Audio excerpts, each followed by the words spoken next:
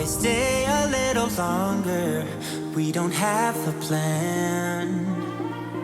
Just let me live a little younger than I really am. We've got nothing here to save us from ourselves.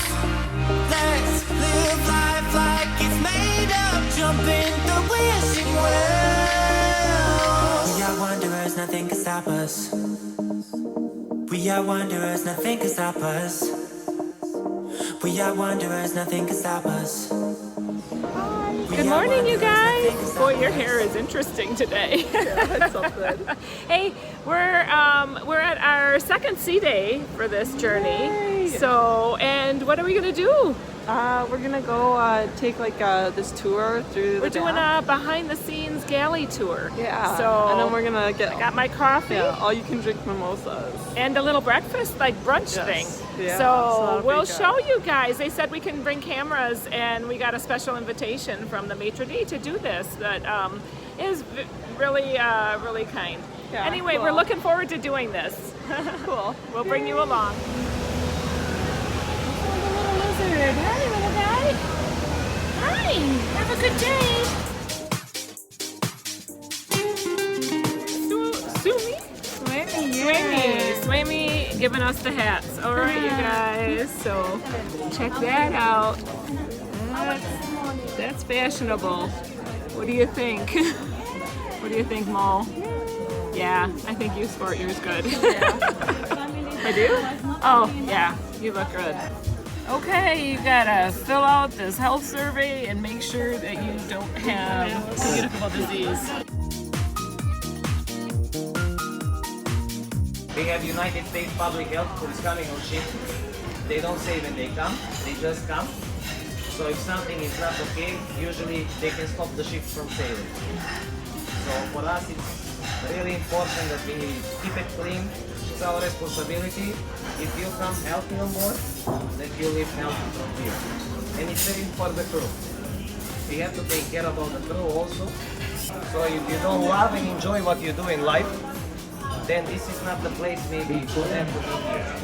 And on the ship, we have like a policy, 10-feet policy, where you approach, when you see a guest and you say hi, hi, you know? And then I go home for vacation, and you go into the street, and then people are passing by and you say hi, hi. And then they look at you and they say, oh my God, what's wrong with this guy? But it's just a habit. And we try to make it pleasant and to make it only for the crew better, first of all, because if you don't have happy crew, the guests are not going to be happy for sure. One of the biggest ships in the fleet, 6,500 guests. We are not full now, we are missing maybe 200 guests. 2,200 crew. So it's bigger than my village, just to let you know. We really enjoy what we do. I say for myself. And when you see people going from here and they are happy, when you see them smiling and they are satisfied with everything, with the personal service sometimes when the people are doing, it's really then you feel like you did your job. I know it's hard to please 6,500 guests most of the time, because always something is gonna be.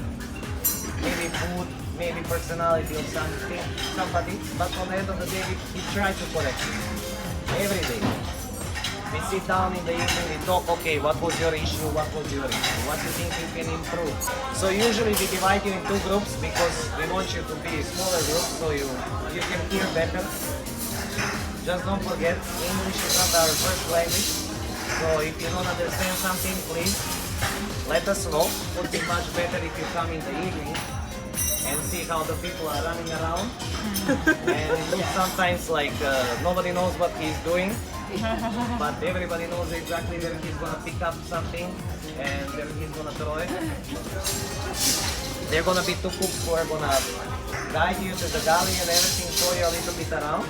If you have any questions, feel free. Okay, we're gonna take a tour, I think. Okay, it should be fun. Woo. Good. Hello, good morning. Good morning, good morning. How are you today? Over here? Just wait for me at the end. Okay. Did you say anything? Yes, we have to washy-washy. Yep. Good morning. Welcome our Galley tour as you continue to sanitize your hands. My name is Guy and I'm from Jamaica, so I'm going to give you a quick tour of the Galley Deck 4. Where we have our bakery, veg station and our roast station. Yeah. You guys have started in the correct way. Wash your hands each time you enter the galley. Okay. Yeah, so we have a hand-wash sink at every entrance in the galley. Yeah. So any door that you see, we have an hand-wash sink here. Yeah, okay. So that's the whole idea of entering the galley, you wash your hands. Yeah, or if you're entering through a station area, then there's a sink here. So we have maybe about, in this here, maybe about 20 hand-wash sinks, if you check. Yeah. So we have about 27 galleys around the ship. Separate from main galley, we have deck 3, 4, and 5. So all of them are operated independently of the main galley. We only support 3, 4, and 5 on the windjammer. So the chops, the G-wines, vintages, all of them are different. We have about 310 total cooks and utilities. So of course the cooks preparing the food. So for dinner service, we are started in this area. We normally have like a salad, our appetizer here. And then here we have a bain-marie. So this is used for keeping the soup hot during dinner service. So it's normally in a 6-inch insert that we're going to put inside, one on either side. And then we have a cold well that operates like a fridge. Yeah, so this one is basically keeps it chilly if you have a chilled soup on the menu. And then we have 2 drawers here, one on the left, one on the right. So this one keeps the cups warm inside. Yeah, so feel them there nice and warm. And the cold one will keep them cool. So each galley is set up exactly the same way? Pretty much, yeah. 3 and 4 is almost mirror setup, but 5 is a little bit different. It's a smaller dining room. Deck 4 and deck 3.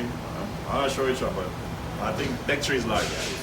This is would be the larger. This is the larger. Yeah. And they're spread among the 3 floors? No, it's all over the ship. We're coming from deck 17 all the way to deck 2. Yeah, because there's coastal in deck 17, and then we have garden cafes in deck 2 for the crew. So it's all over. For cooking purposes, we only use steam, which we're using here now. We're using electrical induction. We don't cook it on the open flame. This minimizes the risk of causing a fire, waking you up in the middle of the night, Nobody wants that. All of this stuff, right? So that's one of the main reasons. Yeah? So we try to minimize the use of open flame. We do get a little bit from grilling the steaks, but we try to minimize as much as possible. Alright, so behind us directly is our bar pantry, and as we come around we get to see a little bit inside. Yeah, so this is where we get all our booze in the night, the wine, beer, and the liquor. Yeah, so the bartender's working inside, the waiter's taking their order, and they're preparing the drinks and they're going on. As you can see, it's nicely secured. It's to keep us out, so we are not drinking or driving here. Alright, so if we're gonna go this side, you can just have a glimpse inside. You can see.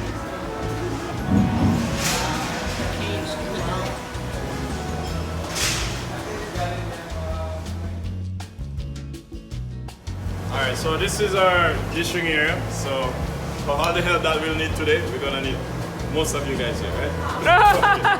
Alright. Can we?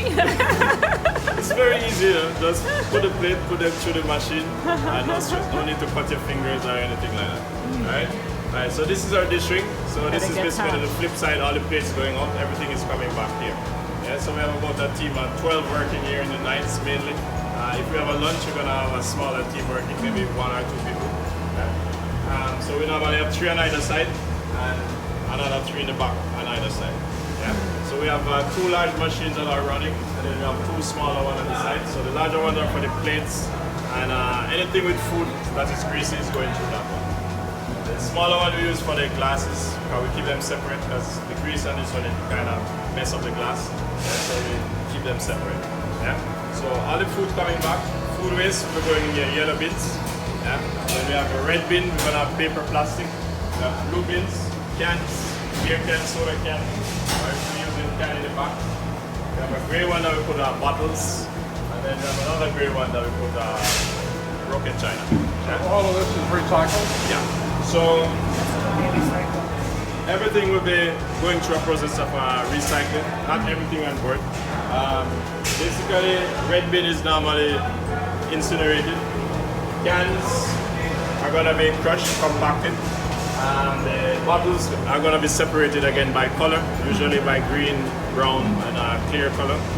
We're going to crush them after we have separated them, and then we package them for landing. Same thing with the broken china. Yeah? So all this will be landed ashore. So one of the things with the garbage going ashore from any of the ship in the fleet, they don't go to a landfill. Yeah? So all the garbage is basically going for recycling. Yeah? Some of it will be incinerated. Yeah? What we cannot land will be incinerated, which cannot go for recycling. Yeah? So, Do you have that incinerator on ship? Yes. So all of this is handled in deck 2. We have an area that we call the incinerator room. Okay. It's like a nice name for the garbage room. So then the food waste now. This one is going to go through a process of recycling also. So all the food, the waste is going to go here, and then we put it through this pulper system that we have in the back. It works similar to your like a vacuum. Yeah? I'm not going to touch it because I'm sure it's dirty at the moment. Yeah? So it works like a vacuum. It's similar to your bathroom setup basically. So we put the food waste inside. We have some buttons at the back. We press this. It indicates to the incinerator that it's ready to go. So they're the ones who basically release the system.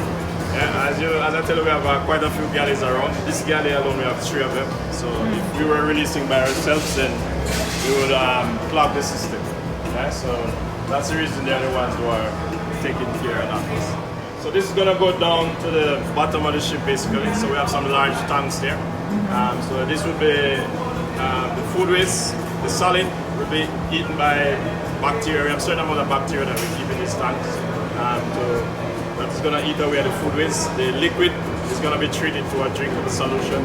So this we're gonna release back to the ocean. Right. Yeah? As you know, it's illegal to dump anything overboard. Back in the days, maybe in the 80s, early 90s, you would have this happening, but now it's against the law. So any ship they're caught doing this, you will fine millions of dollars. So it pays to keep it clean. Food waste goes in there. These are the dishwashers. Alright, so this is going to go through this process and then we're going to release back in the clean. Generally, we're trying to minimize the amount of plastics that we use. On board, you'll notice the individual packets of ketchup, mayonnaise, and this one you don't see them much. It's mostly the squeeze bottles. And so just to minimize the amount of plastics that we use because it takes a long time to degrade, and then it's going around in a circle in the environment. Alright, so that's it for... So for the liquid, you can release that or not? You cannot As I say, release it's treated, so it's recycled to a drinkable solution, basically. Okay. So it's like drinkable water, but we don't drink it. Alright, so we're gonna... Yes. Good thing.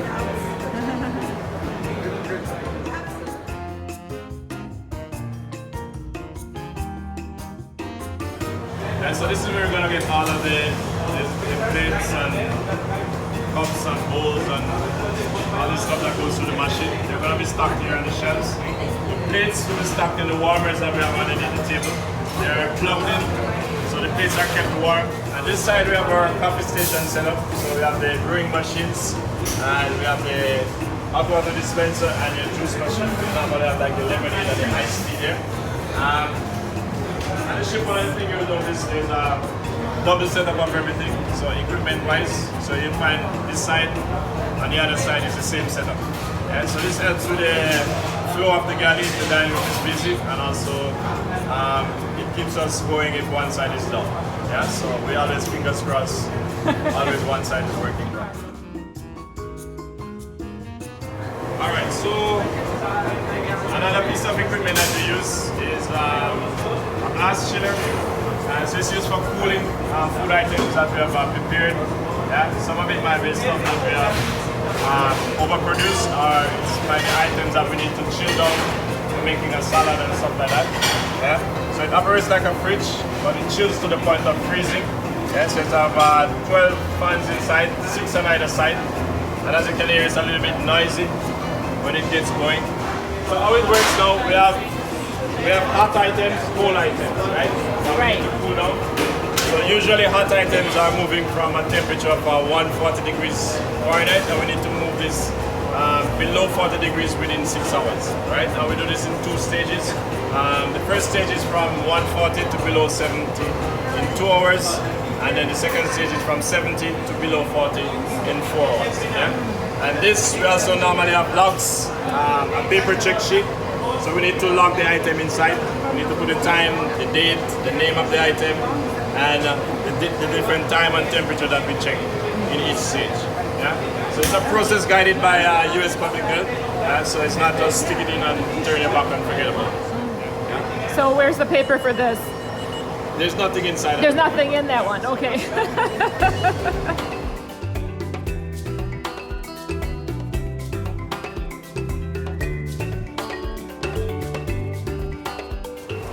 So this should be off actually because it's not being used now. So it's going in a defrost mode now. So it will defrost for about 10-15 minutes, and then the setting will change to a holding, and then it's ready to go when you're ready to use it again. Another unit that we use is called the Alto-Shaam. This works like a slow cooker.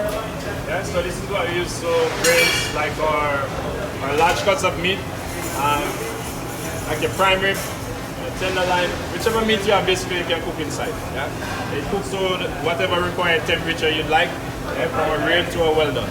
Yeah? So the probe is this thing here. It works like a thermometer. So it basically monitor the temperature while it's being cooked, and then we have a holding temperature. So the holding temperature is the final temperature that the meat is going to be when it's finished cooking. Mainly operated by the roast cook, which we have Kenny here. So they take care of all the meats that we're going to be serving in the dining room, or for the windjammer, for lunch or for dinner. Yeah?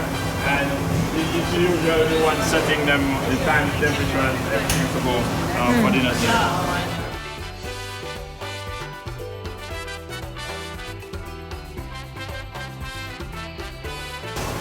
What we call a hot galley. So this is where you hear the term if you cannot get it eaten, get out of the kitchen. Yeah, so it's usually very hot, noisy at nights. It's a little bit quiet now, but at nights we have about 35 cooks working in the back. Depending on what night, like tonight, lobster night, we're gonna need a few more people. So we usually grab a few from the bakery to just assist with the covering of the plates and stuff. Alright, so basically the waiter gonna punch the order inside. We have these monitors that we get the information from. Yeah. So we have one here, one on that side. It's the same as you will see over here. Yeah. Okay. So for each menu, we have basically a number that they type in, and it basically opens the menu. The smaller restaurants are using by the ticket, so they get the ticket and they're making. Yeah. This we're using the monitor. So basically us, the sous chefs working in the back, we're monitoring how much they're producing from the numbers that we have here. Okay. You'll find the cooks working in the back. We have blue scarves, red scarf, and our yellow scarf is missing. And so yellow scarf is usually doing its first contract, so it's first time on board. Yeah, so we make them bright yellow so we can see them if they're, in any. It's just to monitor them. So the ship is usually in a different environment from where they're coming. The equipments, some of the procedures and stuff are a lot different, so you need to be able to train them for this year so they have a good understanding of what they need to do. Yeah? Then you have the blue scarves who are doing a multiple contract. We have the red scarves who are head of station. So throughout the galley is broken down into different stations. We have the soup, sauce, roast, veg, pastry, pantry, butcher, commissary. Oh, I forget. And the fish. Yeah? And each one has a CDP, 1 or 2. In the larger station like pastry and bakery, you have like up to 6 or 4 CDPs that are What does a CDP mean? chef de partie. Okay. Yeah. So that's usually how you identify the different cooks working together. So the waiters are coming in, so they have an idea. So this line we're gonna get the bolognese, and this line. So each line we have a food item. So when they come in the galley, they can look up and So a couple of the equipments that we use, we have a salamander. The salamander we use it mainly for gratinating items, or it can be used like a toaster also. If you're toasting bread, we can use to gratinate items like your escargot, your potato gratin. So it's not necessarily an item for cooking, but for burning anything. So if you leave it there for more than a minute, it will either burn or it catch fire. Yeah, so it's something that you need to pay attention while you're using. Yeah, so you cannot put anything and turn your back. Okay. We have the combi ovens that we use in the back.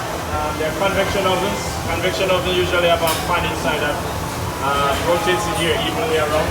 And then it has some additional setting of the convection plus steam, which we call a combination setting. And then you have just pure steam. Yeah. And then we have the grill. You're asking about the grill. Yeah, so these are the grills that we have. Yeah. So this is what we use for cooking the steaks. Yeah, so when you put the steak and basically the fat from it will create a little bit of flame, or a lot of flame, depends. Yeah, but we try to minimize that because it's going to sear and it's going to finish every day all the time. Another machine that we use is for making our mashed potato, this large kettle in the center here. Yeah, so it's able to hold about 1,000 pounds of potato in one go. And for this we have one potato man, so he's peeling all of his potato, right? Basically just fill the machine and he just turn them on, wait a few seconds, and he releases them, yeah? So that's how he's able to work right. Alright?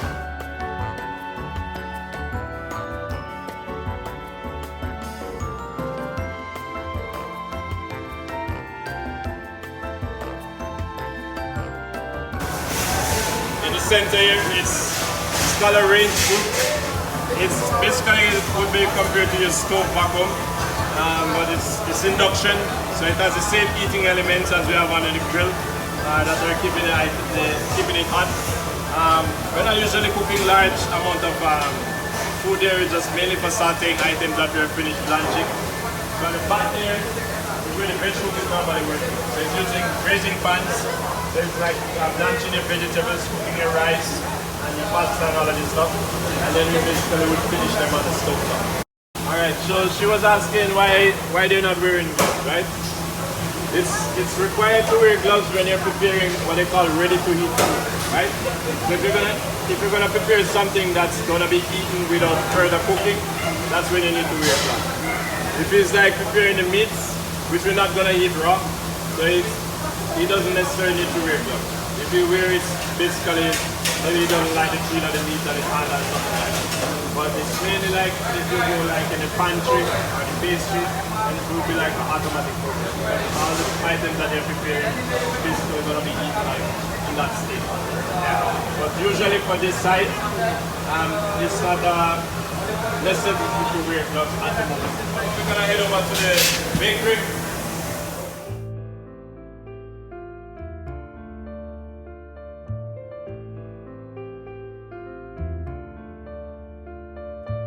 Bakery is one of our 24-hour works on a 24-hour shift. While the day shift, they're finished in the production, they've started in the night, and they'll be making preparations for dinner. Or anything else that happens during the day, they'll be basically taking care of. Yeah? So on average, they're using about 2,500 to 3,000 pounds of flour per day between both shifts. Yeah? And for this, they're using these 3 mixing bowls. They have 2 large ones and a smaller one. The larger one is able to hold about a 500-pound mixture. The smaller one is about 58 to 75 pounds. Yeah? As you know, your basic ingredients of bread is your flour, water, yeast, and salt. And anything else is basically added ingredients just to make everyone happy, right? Okay. Once they finish mixing all the dough, you're gonna go to one of the tables there that they're working. Yeah? So this is where they're gonna cut and scale, depending on the size and the type of bread that they're making. Some of it will be made by hand, as you know, bread is traditionally made by hand. But they'll be assisted with a couple of machines. Yeah.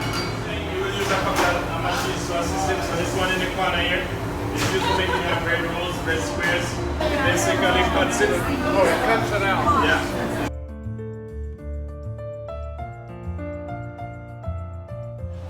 It's called a dough sheeter. So basically it takes the place of a rolling pin. Yeah? So it used to be a lot of work. Yeah? Especially making the breakfast pastries like the croissant and the Danish. Yeah, so there's a lot of work to roll it up. So this machine basically takes the place of the rolling pin. Yeah. So back in the days, these guys used to be really muscular and strong, but now you'll find a few skinny ones just because of this machine, right? So it's a lot of bread that we bake, especially for today. Today being a CD, all of you guys are on board and all the outlets will be open. Yeah, so it's gonna be a busy day. So after they finish making all of these breads, you're gonna go to the proofing box. So the proofing box is where you get the yeast to be activated inside the bread. And this works with a little bit of heat and humidity. Yeah? And then the bread will start rising. Yeah, so this is usually a ciabatta, so it's like a sourdough mix. So it's usually left out so the yeast start acting naturally. We have 4 large ovens at the back. They're standing ovens, they're able to fit the large trolleys inside. So we normally have 2 sizes. We have a smaller one would be about the size of this one. We have them in the back there. And then you have a larger one. So this we're able to make like 1,000 rolls in one go. The leftover food from breakfast, lunch, and dinner, what do you do with that? There's usually a process that we have to follow. So like food on the buffet, it should be no more than longer than 4 hours. Right? So after 4 hours we need to discard it. And then usually anything that goes on the buffet also we cannot bring back into the operation. So it's usually discarded. If there's something that we have prepared that is not out, that is in temperature, whether hot or cold, then we can use it. But once we have prepared it for the buffet already, then we have to discard it. There's gonna be food waste regardless of what we do, but we just try to minimize as much as we can. How do you move it back and forth? You've got elevators? Yes, we have elevators.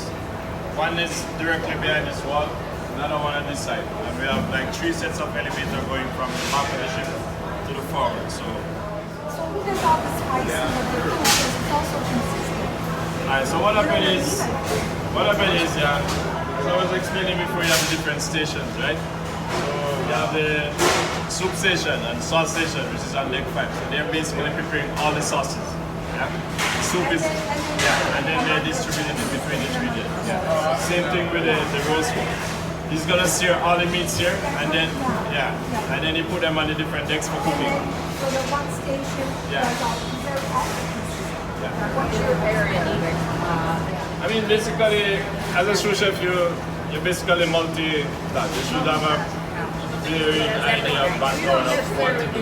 Yeah. Is that what are you a sous chef then? Yeah. Yes. So basically, I take care of main galley deck 4 and the fish box. Specifically, I'm responsible for the production.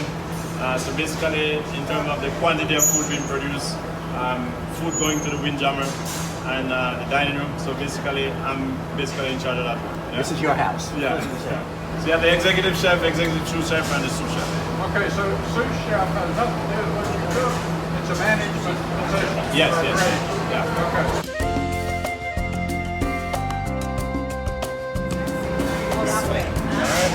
All right, so.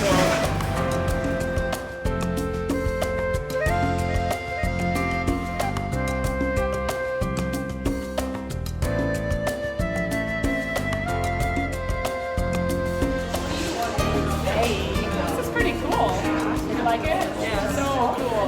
Yeah. I had one very before on Carnival, and so it's interesting to kind of look at. Yeah. Thank you so much. You did an excellent job. Thank you, Garrett. Are we done? Thank you very much. Time to eat.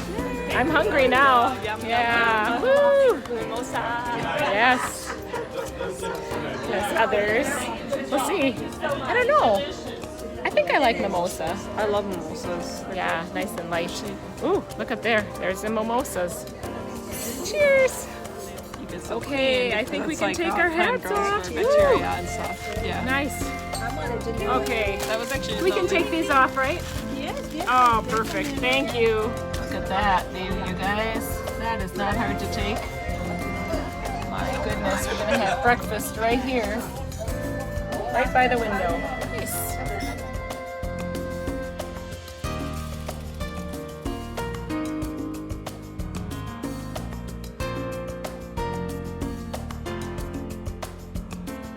Thank you. All right, Valentine. Excellent. Valentine. Where's Valentine from? Romania. Excellent. Where, May? The most crazy country called Mexico. Mexico.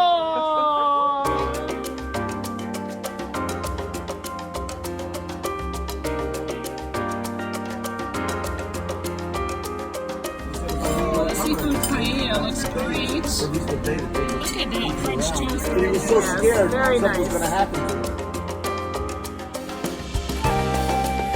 That looks delicious. Look at this chocolate cake.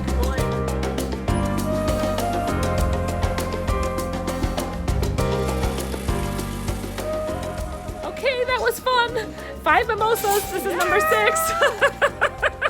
We're feeling it. That was so nice. We got to sit with Grace and Bill, right? Yeah. I didn't really know Are you their names. feeling? Are you Yes. feeling the mimosa? Yes, just a little. It's not too strong, so I'm still functional. So let's go. It's 1 o'clock in the afternoon, so it's time to explore this ship.